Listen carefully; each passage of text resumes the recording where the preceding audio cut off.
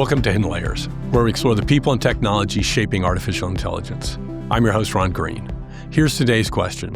What can we actually learn from the recent Anthropic code leak? Anthropic is one of the most influential companies in the world.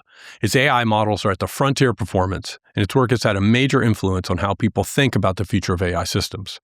So when internal code leaks, it's more than just a security incident.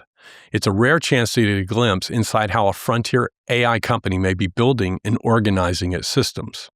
In this episode, we're going to look closely at what leaked, what it reveals about Anthropic's internal design decisions, and what broader lessons the rest of the industry can take from it. Let's get into it. All right, guys, let's jump in. The leak, this is a pretty big deal. Yeah. I was really surprised about it. I think part of this is, I think this is proof that Anthropic is moving really fast, right? And as a side note, they went from, I think their annual revenue run rate was projected to be about $9 billion in February, and it had grown to $30 billion as we're recording this. So I can imagine things are nuts over there. Okay, so let's talk about what was leaked first before we tease apart what we learned and what surprises we found. At a high level, the leak was about 500,000 lines of code. So this was not insignificant. It involved none of the actual model weights. So it's not like there was, I think, necessarily really deep core intellectual property that was leaked. It's the harness. But the harness, that's right. The harness around their agentic system and how it makes decisions and reaches out and does tool calling and things like that. So there's a lot to unpack here right off the gate. And Zizi, you had an interesting tweet that you were going to share. Yeah, I was happy to see the leak because that allows people a view into how one of the most advanced coding agents work. But I was worried after the leak, will anybody get fired, or is there going to be any setback on the iteration speed of Anthropic to release the Cloud Code? But I want to share a tweet I really like. This is from Boris Cherny, who is the main author of Cloud Code, and quote unquote, it was human error. Our deploy process has a few manual steps, and we didn't do one of the steps correctly. We have landed a few improvements and are digging to adding more sanity checks. And he went on and said that like with any other incident, the counterintuitive answer that they have is to solve the problem by finding ways to go faster, not slower, rather than introducing more process. I really like that. Yeah. So instead of adding more process, they probably want to automate more. Exactly. Yeah. Take out the human steps. Yeah. So it's a lot of gem in there, and my biggest kind of high-level impression is that, wow, harness can be sophisticated. There's a lot of innovation to be had. I agree. Beyond the core model. You don't have to pre-train your model. You don't even have to fine-tune your model if you don't want to. The harness, if you have a strong enough harness. Yeah. Okay. Yeah. I love that. I think we'll jump into that because one of the big takeaways, I think, is just that, is how much is done outside the model itself. Yeah. Right? Okay. Michael, would you kick us off? I think you were going to take a look at the memory system, and what did we learn? What surprises? Yeah, I mean, it's very sophisticated, and I think, just to comment on the problem it's solving, obviously context is very expensive. The larger it gets, as you have these like really long interchanges while you're generating code with the help of a coding agent, you need to figure out what's worth keeping around in terms of that context, like tools you've used, markdown files that tell you how to use X, Y, and Z, whatever it ends up being. You have a very structured way of keeping the things that are important, and importantly, getting rid of the things that you don't want to keep around, that you don't really care about, like ls commands when there's a directory of like thousands of files. Right. You don't need that in your memory. It's a waste. Right. And I thought that the way that they solved it is, on the one hand, like almost seems overly simplistic, but on the other hand, it is really sophisticated. So they have a 3-tiered memory system. And at the very top, there's stuff that's always loaded, no matter what. And that's things like your claude.md file. That in its entirety is always in context. And that's why it's such a special file in your repo. There's also a special memory.md file that is internal. So if you go in your .claude file in a project and you go down this nested directory, you'll find that memory.md file, and you can manually inspect it. That's an important piece. It's just natural language. It's just a markdown file. Yep. And it's always going to truncate it at 200 lines. So it's extremely efficient. And that's the piece, or 200 lines or 25 KBs of context, whatever's first hit. So that's always there. And then there are things that are loaded on demand, things that memory file might index into. Like it might reference, here's something important whenever you're making API calls to this very specific service. So hold on. So the memory file can actually reference things externally that need to be pulled in as a part of the memory. That are dynamic. Okay. Yep. Okay. Yeah, that's exactly right. And those also can be, Claude maintains this. It's inside that memory directory. But those are things that are loaded on demand dynamically. And then the third layer is this searchable kind of thing, like full session transcripts, every single part of your exchange. Right. It can search by keyword and pull things if it needs to. There are tools for that. But something that I thought was interesting is, a couple of years ago, you'd imagine, memory, let's just build a RAG system. Let's make a vector database. But I think the important thing that they came to the realization of is Claude needs to update and maintain this thing over time. Vector databases are almost more for like large troves of information that you just need to accurately retrieve from. Right. And it's highly interpretable as a human. Like you can go inside that directory, look at it, and check it out. Even still, over time, and I promise I'm almost done.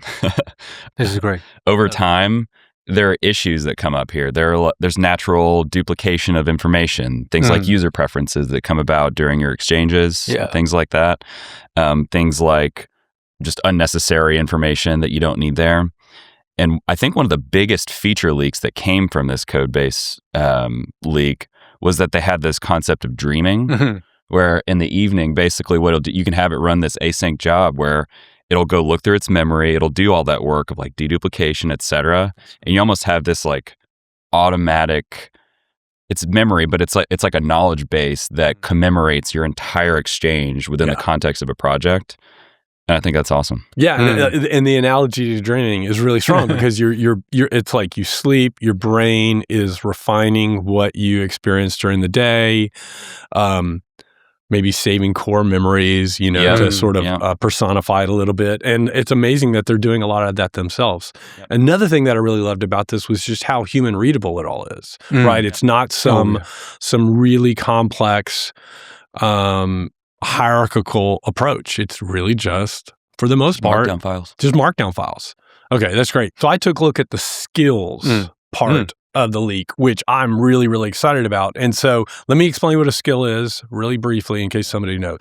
So a skill is essentially like a procedural bundle where you can add new capabilities to the model. And what's really, really nice about this, just like the memory, it's simple text files, it's marked down, and you can augment the model and add new capabilities that it may have never seen during training. So this is like a really, really simple way to add new behavior to a model without having to train or fine tune it down the line. And it's arbitrarily extensible, right? So an example of a skill would be something like, you could literally create some examples of how to create presentations for your company and what types of styles or colors or branding guidelines to use. Or let's say you had an internal code base and you had libraries that it certainly could never have seen during training, where you can just document how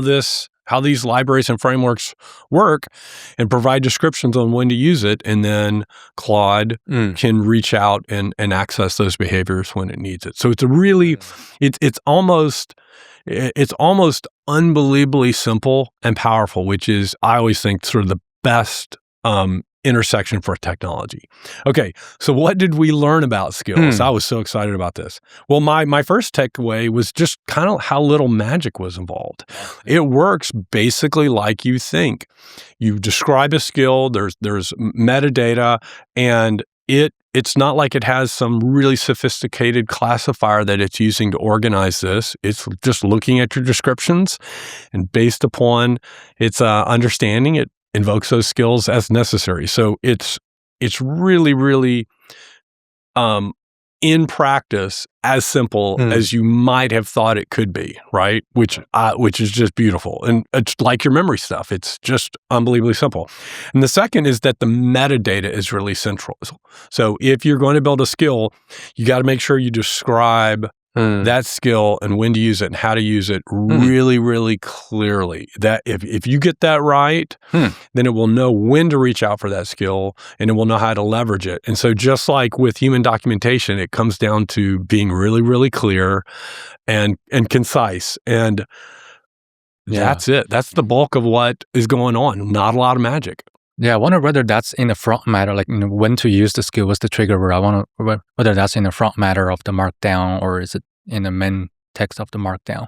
But yeah, I think there is so I built some skills for, like, I'll give you an example. We have I'm trying to build this knowledge base that's just stored in Google Drive that has some conventions that are important if you want to go efficiently search it for information. And I built a skill for it, and it has that short description. And ironically, there's a skill builder skill in Claude, so you can just have a conversation with it to build the skill. Of course there is. So whether it's front matter or just, I think it is just like a tag at the top of a single markdown file that you just say, hey, it's like a header. Or there's some way there's a convention to denote that this piece of text is the description of the skill. And for all skills at all times, I think all of those are in memory. Those take up your context window. Right. But to your point, dynamically, they'll decide when to load the entire skill in the context if it's relevant to that exchange. Right, exactly. All right, now, Zizi, you focused on compaction. And so this is really important because we don't have unbounded, infinite ability to put in context with models. So could you maybe describe the problem and how they went about solving it? Yeah, I was super interested in compaction and how Claude Code does it because in my day-to-day work, when I build agent, this is a pain point where whether it's document extraction or some other work where I need to gather a lot of data and pass it to LLM to reason about it.